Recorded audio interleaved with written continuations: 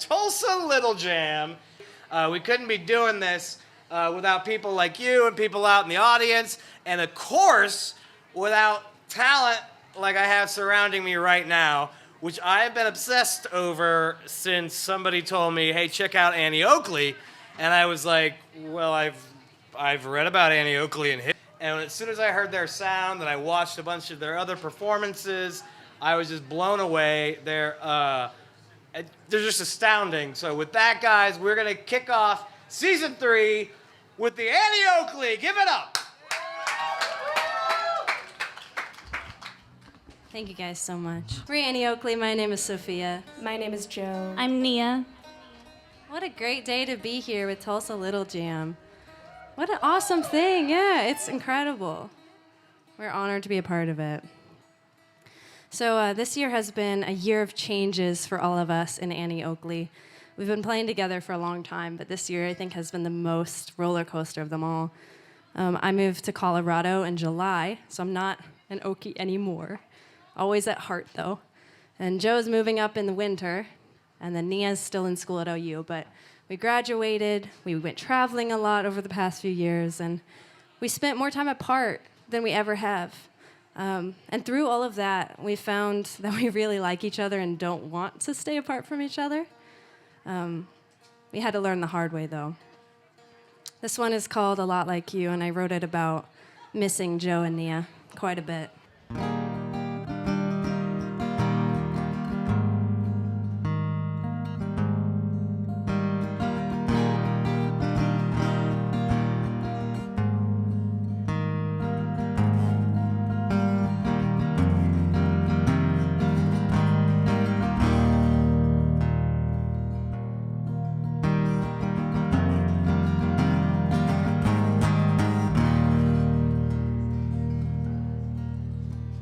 If I could be anyone, I'd be a lot like you.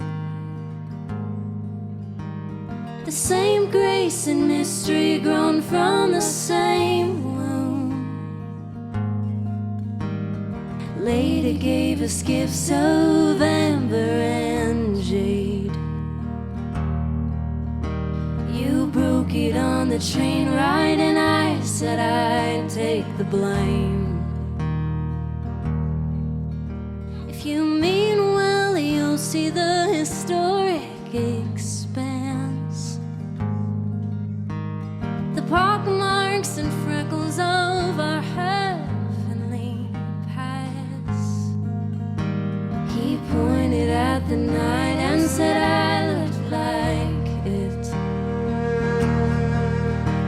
I ached for my sister and felt our distance.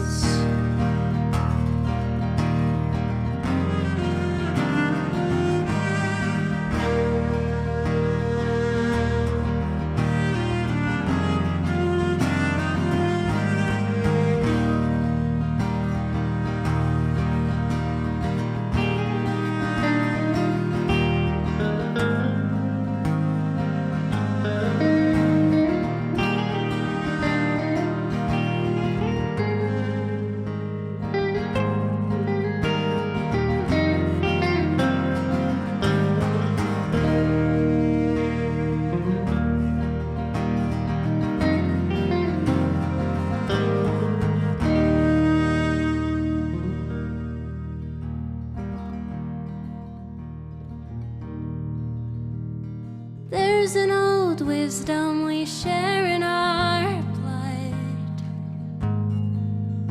If you find a way to goodness, give it all that you've got. I'll be Castor and you'll be Pollux. If one of us dies and the other will live. If I could be anyone, I'd be a lot like you.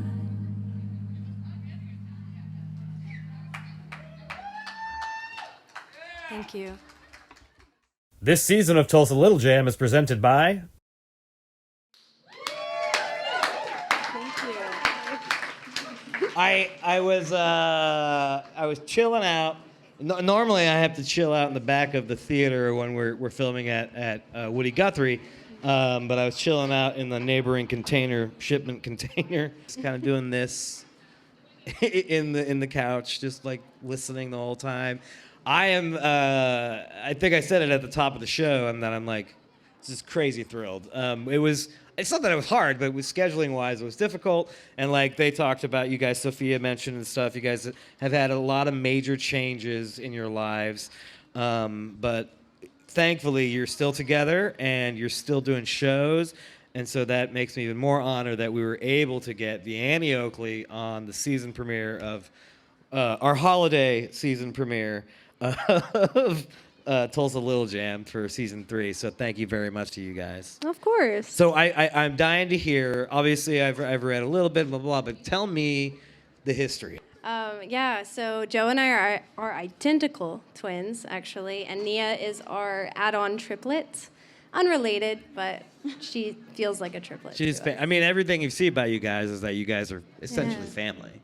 Well, we met each other when we were 10 years old. Oh. So it's been now it's been 12 years of knowing each other. Yeah. Honestly, the crazy fun fact is we grew up in a house in Norman. We moved out, and then her family moved in after us, and we did not know each other. So we both had separate memories from childhood from the same home before we ever met each other. That's crazy, random. Small world. Yeah, it is a small world. But Our lives really go together. Yeah. Well, I mean, those are all signs of the things. I mean, I totally believe in that I believe in chaos theory, that, it's everything seems chaotic and nonsensical, but there is a pattern in that chaos, and that's what's beautiful about it. And then that was the early start of your chaos. Trust me, life is going to get more chaotic. No, but I really did start chaotically a little bit, because when we met around 10 or 11, Nia had just lost her father. And I remember thinking at that young age, wow, I wonder what it'd be like to be her and not have a father, come to a new school. And then shortly after, just a few years later, we lost our father. So going to the same school, we were the only kids. We were kind of the weird kids who didn't have dads that people would whisper about. Yeah, I think kids are so... They don't know how to... They're just cruel. Yeah. They don't get it. They don't understand. They don't. And we were, 12 and 13 years old, dealing with this profound grief in 6th and 7th grades. Yeah. Your peers don't understand. Right. They don't understand. So we did find a lot of solace together. We've had this conversation in season 1. Age makes no difference in art, and I know like some adults, people who don't necessarily. I think it's people that don't necessarily understand or appreciate arts don't seem to understand that any age can have incredibly impactful moments that they can draw upon to create their art. So do you feel like that those massive changes at such an early age shaped you in a particular way? And did that also, if you didn't have talent like you have, do you feel that it could have affected you in a different way, like sent your life down a different path if you didn't have music? Yeah, most definitely.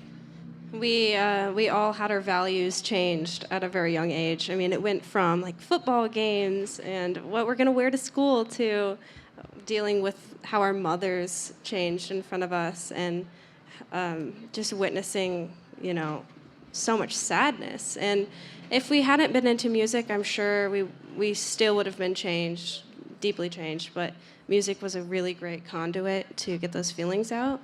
So I'm glad it was music. I mean, I started writing songs because of my father's death. I had just gotten a guitar a few months before he died. And, I said that now's the time to write what I'm feeling. And, I can play guitar and I can sing, so that's my medium. I wasn't good at drawing, so maybe that would have been it. But songwriting was the medium. And for many years after we started playing together, our songs were all very sad and about grief. Don't give up on drawing, though.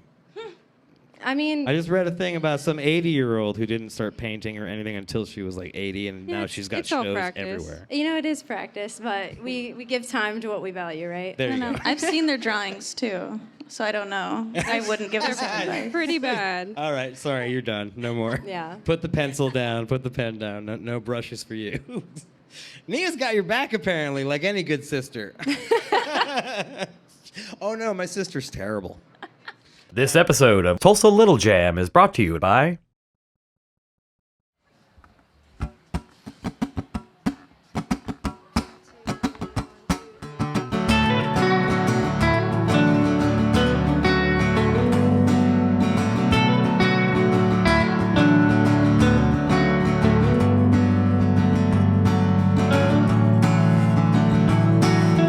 Joe and me are sitting at the bank on 23rd Street. Everything's exactly the same, but I'm a new me. I pick up the wind, take up my words and let it set me down again. I don't know how, always someone now is listening.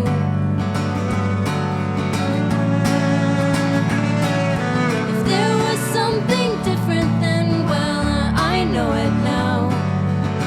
To be young and to know it is something profound. The subtle difference then is so big now, it's more than a stretch. I don't wanna let one more good day go over my head.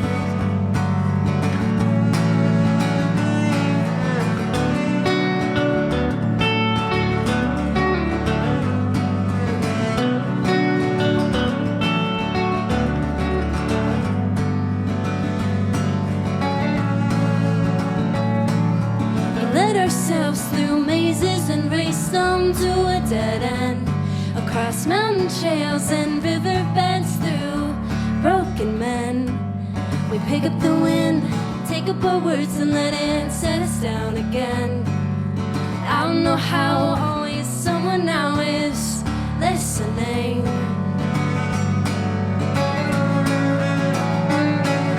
If there was something different then, well, I know it now. To be young and to know it is something profound. The subtle difference then is so big now, it's more than a stretch. I don't wanna let one more good day go over my head.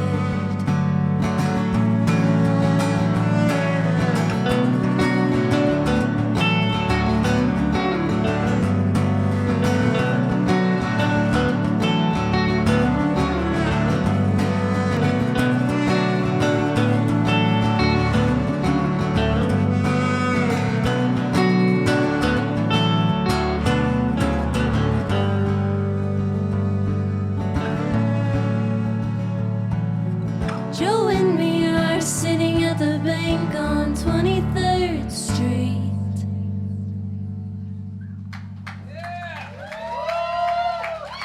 This episode of Tulsa Little Jam is brought to you by Still, does it inform you in a sort of tragic, sort of sad way always, or have you been able to?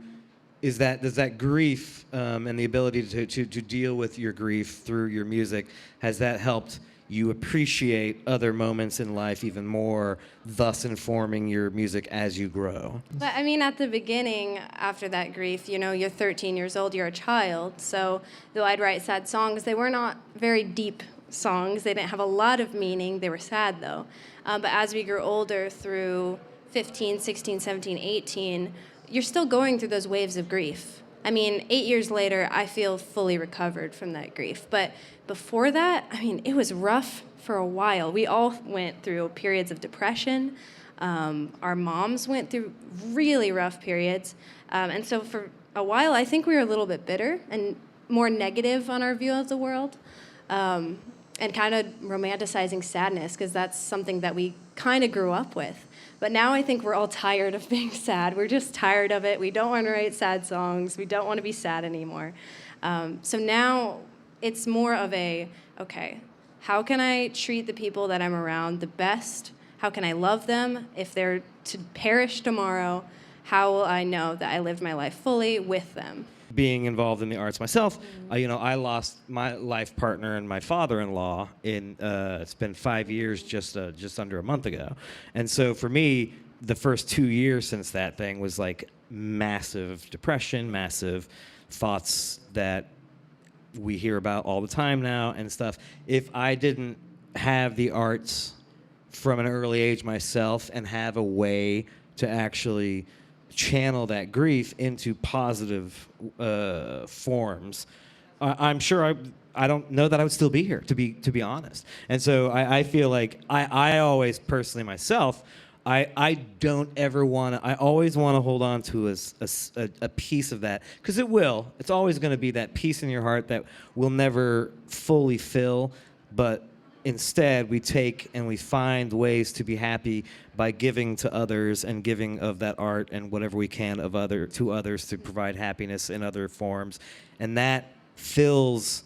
It sort of like puts a support, like almost under that hole in your heart. I mean, there's so this, it's not as heavy anymore. Exactly, and there's that saying that's like grief never gets lighter, you just get stronger and you can carry it more easily. And so with every resource that you have, with music, with your friends, with your community, whatever it is that anchors you, those will make you stronger to carry it. The biggest part about the show that is important to me is being able to give back to the youth and stuff, because I think they need to understand, and parents who watch the show need to, more and more across the world, need to understand the importance of arts from an early age. We're not trying to say, hey, dude, you guys have to be a singer-songwriter, or you're just not going to make it in the world. It's not about that. You don't have to be a painter, or you're never going to understand how to live life. The arts inform any aspect of life, period, and make you a fuller person, able to appreciate all those moments of grief, all the moments of joy, everything, and find a way to make that into a more encompassed life, a fuller person. This episode of Tulsa Little Jam is brought to you by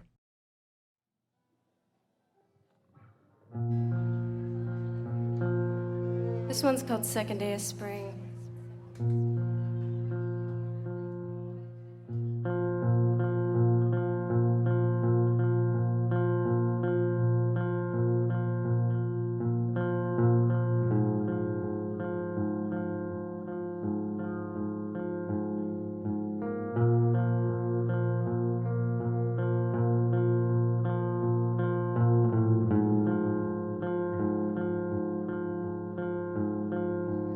It's the second day of spring, another season's behind me. I don't feel any different, though there's someone new beside me. And the sun kisses my skin, ever gently, ever burning. And I can't shake the wanting, the ever yearning that I've left alone too long. Shaking me inside out, I know where I do and don't belong. But right here, it's alright here. So I guess I can stay a while. Yes, things are better on paper, oh, it's easy to say.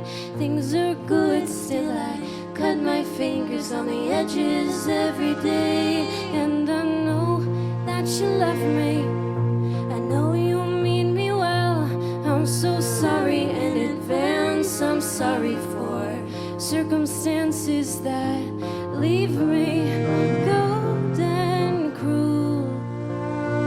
There's no easy for me in leaving you, but right now I don't know how to let you down.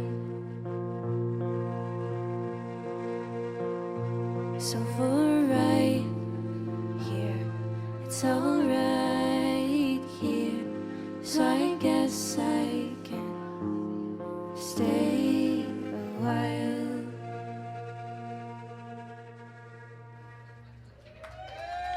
Thank you. This episode of Tulsa Little Jam is brought to you by So tell me a little bit more about you guys. And what do you... So let's talk about the changes that are happening this year, because that was a big deal. And I got to be honest, I was scared by it when you first told me, because I was like, oh, crap, and then they're going to be on the show. But that didn't happen. Obviously, you're here. So It's been a wild ride. In May, we both graduated college, so that was kind of, coming of age thing. And then a month after, I got engaged. Thus, my fiance is doing his PhD at Colorado State University, so I have moved up to Fort Collins, Colorado.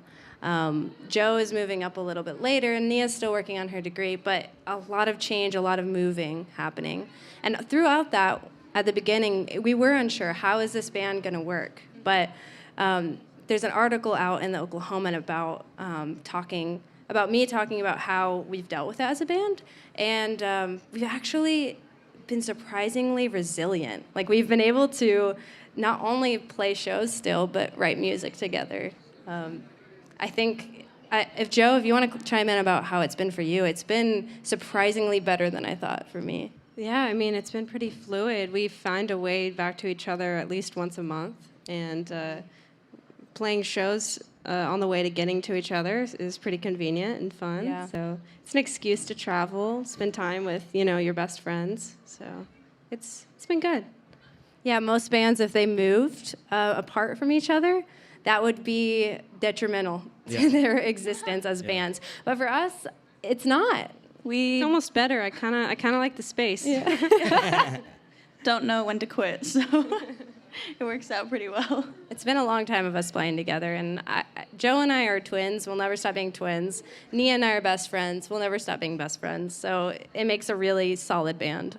Do you feel like that would have been harder if you didn't have the digital age so much as an influence for your generations, especially? Potentially, but I think it may not be the digital age that's helping so much. I mean, it does help, but it's more so that we've been in school the entire time we've been a band, so high school and college. That restricts the shows we're able to play to either the weekends or to spring break, fall break, Thanksgiving break, summer break, all the breaks. So our only little tours would be able to be on those days, when we're not in school. So that's kind of what we're doing now still. Right. So it doesn't necessarily change much with the digital age. Maybe with sending voice memos to each other, that's helpful. But I think it's the infrastructure we've kind of built since we started playing. Yeah, and I think it's also the fact that I will never stop playing music with Sophie, and I highly doubt we will ever stop playing music as a group. And there might be periods where we aren't, and I think we'll get through that. I think we'll be 90 years old with dentures singing our best. And we're all very good at planning.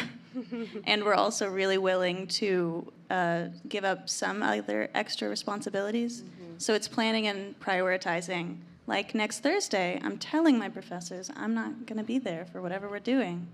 And I'm not asking, and you just leave, and it's great. Everything's never gone wrong. We've skipped a lot of class for shows.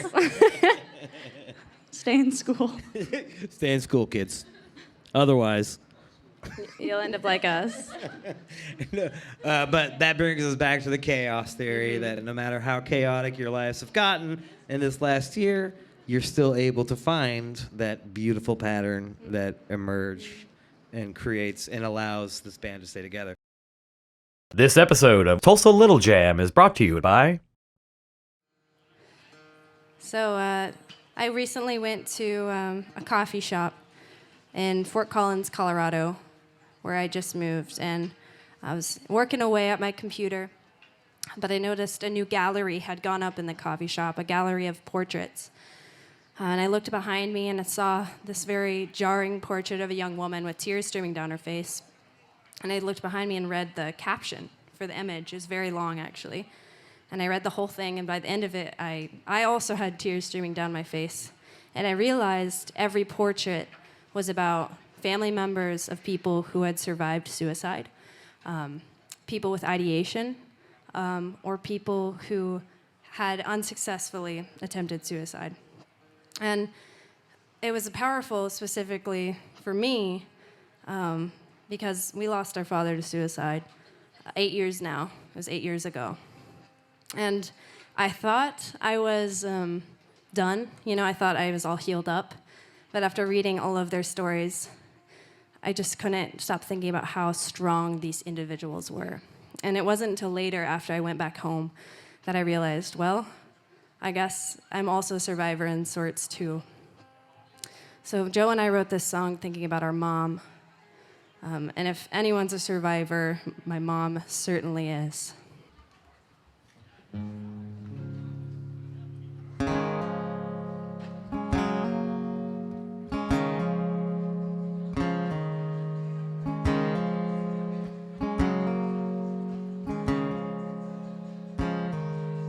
If I were a ghost in this house, I'd see all of your pictures hung up.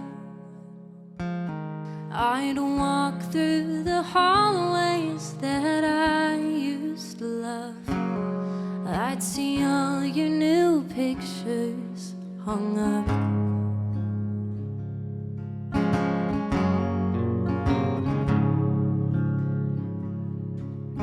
If I were a ghost in this house, I'd watch when your mind was away,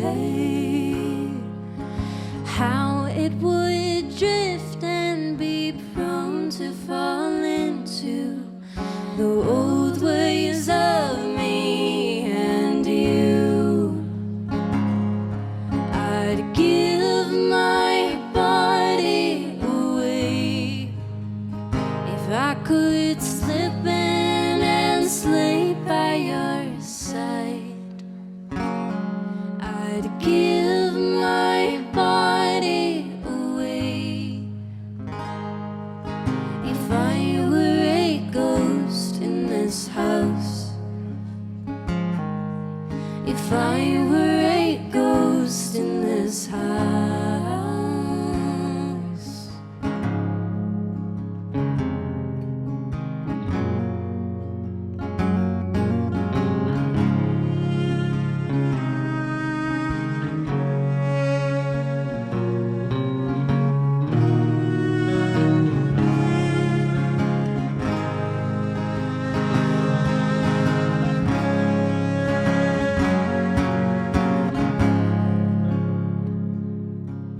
We used to spend all our nights talking. Now I just wonder, wanting to find the voice that I left in our doorway, saying goodbye, saying goodbye.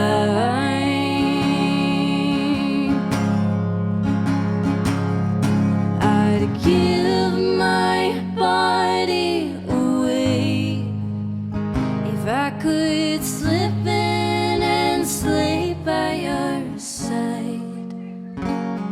I'd give my body away if I were a ghost in this house. If I were a ghost in this house. If I were a ghost in this house. If I were a ghost in this house.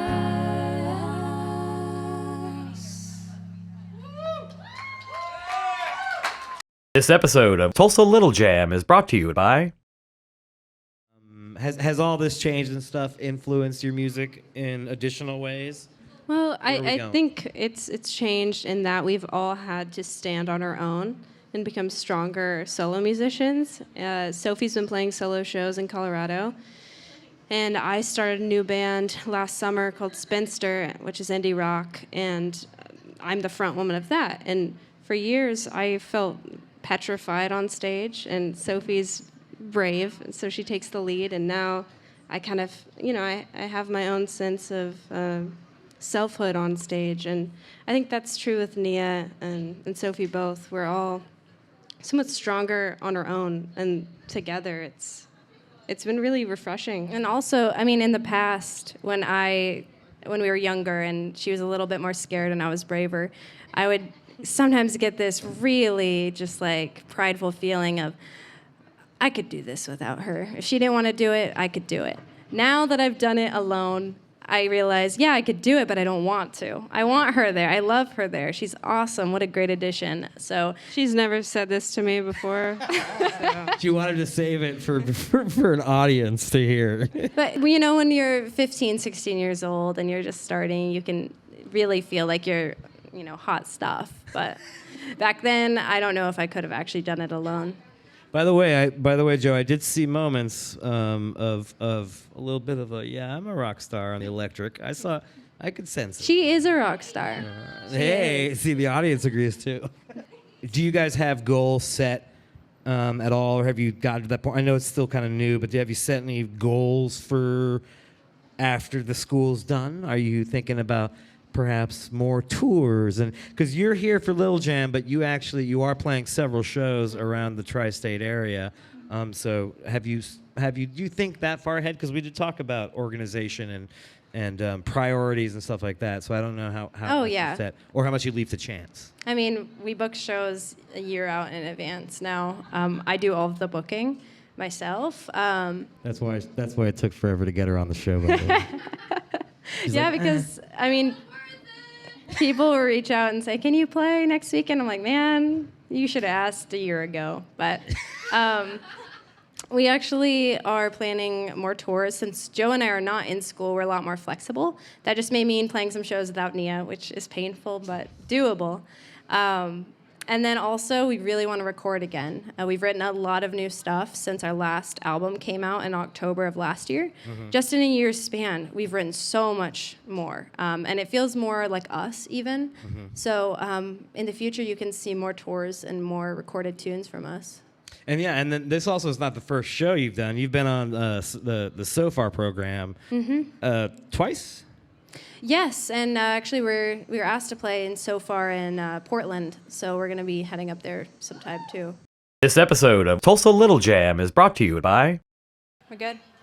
Oh, good. Awesome. Oh, cool. If you've ever been angry at someone with a deep, strong, heated anger, this is the song for you. It's called Nothing to Say.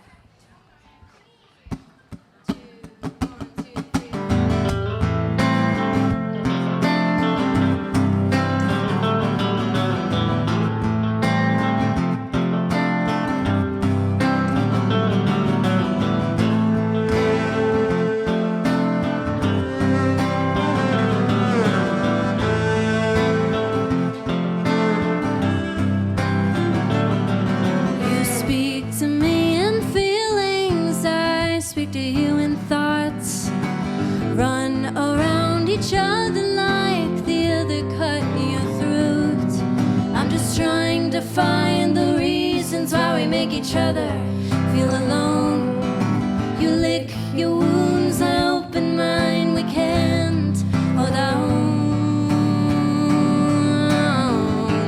I have nothing to say. I have nothing to say. I have nothing to say. Nothing to say to you. I have nothing to say.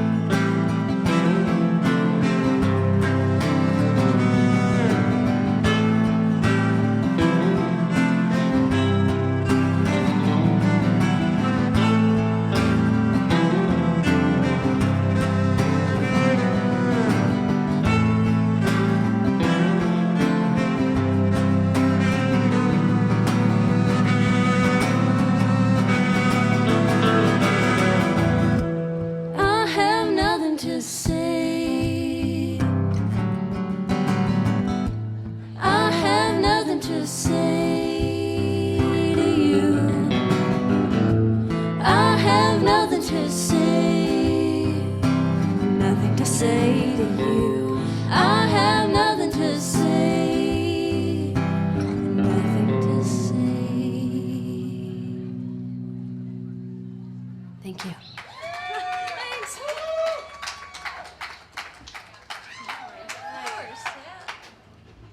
This episode of Tulsa Little Jam is brought to you by... So do you have any other Oklahoma artists you plan on working together with in some fashion? Oh yeah. There's a Tulsa gal here named Charlotte Bumgarner, and I'm in love with everything she does musically. So I'm going to be working with her on some music, hopefully. Also a pal named Maddie Razook. Awesome. Samantha Crane, I'm hoping to have her produce Spinster's next record. So I'd love to have her collaborate on Annie Oakley stuff as well. But yeah. We always have Kyle Reed close by on our records, so he's great. Tremaine Wade for drums. We're playing with him a little bit more. Oh, so you do have percussion sometimes. Last night we had drums at our show. What? Didn't bring him up to Tulsa, but What? yeah, we're hopefully in our newer sound we're gonna have some drums and bass. I mean, and I think it's wonderful when bands just do like a wide mix of different instrumentation in their arrangements and stuff. But just you guys with guitars and a violin is enough for me. So I think for the next record it's gonna be a little bit of both. Okay, Yeah. rock on. Oh, my mom finally wore us down. She's been asking me for 6 years now, I think, why we don't have drums. Like, she comes to so many shows, and she's asked probably every single time. She's like, are you going to have drums next time? Like, no. So now the Super answer is subtle. yes. Finally. There are worse things to get hounded about by your mother, by the way. Yeah. My mother hounds me about way worse stuff than that. And I'm 44. Who are some of the biggest influences for you musically? Yeah, let's just go down the line and talk about our favorites. It changes a lot, but for some of my bedrock, it started with Alison Krauss. Sorry. For your bedrock being your bass, you mean? Yeah. Okay, for some reason I thought you're like, I just thought you'd be jumping up and down on your bed, rocking out. Oh my I God. don't know why that popped in my head. That popped in my head too. That's so cute. I don't know why. I was like, I don't know. Alison Krauss jamming out to her. No, Alison Krauss, and for me, I'm listening to a lot of Adrienne Linker all the time. Adrienne Linker constantly for me. Big Thief, her band is incredible. Haley Hendricks. I'm so into everything she does. Joan Shelley is also a huge influence for me right now. I only listen to people kind of like that. I listen to, like, the Phoebe Bridgers and Julia Jacklin, but for violin specifically and not kind of in my own sound, Andrew Bird. It's just the way that he plays violin is incredible, and so I try to cover his songs and things like that. And just trying to copy whatever bowing he does is impossible, one, and really fun. But he's basically like the only one, and just go forward with that one. Do you feel like your influences change over time? You said yeah, Certainly. sometimes. Is it a mood thing? Well, it's more of an age thing because when we first started, we were more on the bluegrass side. So Okay. I would have said the Punch Brothers, John Fulbright. I had seen them so many times. So more red dirt, country, bluegrass. Milk Carton Kids have always been influenced, Yeah. will always be an influence. I mean, like some people like Milk Carton Kids, Alison Krauss, Simon and Garfunkel. Those are always going to be our influences. Right. But as we've gotten older, they've definitely changed in terms of what influences our personal sound. Right. We were just talking about this the other day about how we're not playing music to be the center of attention. We're not playing music to be rock stars or superstars. We're playing music just for the music and sharing what the music is about for someone, hopefully in the crowd, to pick something out of it and say, I felt that too. If you reach one person, you've done it. Mm-hmm. So I'd like to thank everybody, and I'd like to give one more round of applause, actually, and I'm super honored and so psyched that you guys were able to be here. Once again, for Annie Oakley, guys, the Annie Oakley. Thank you. The voice that I left in our doorway, saying goodbye, saying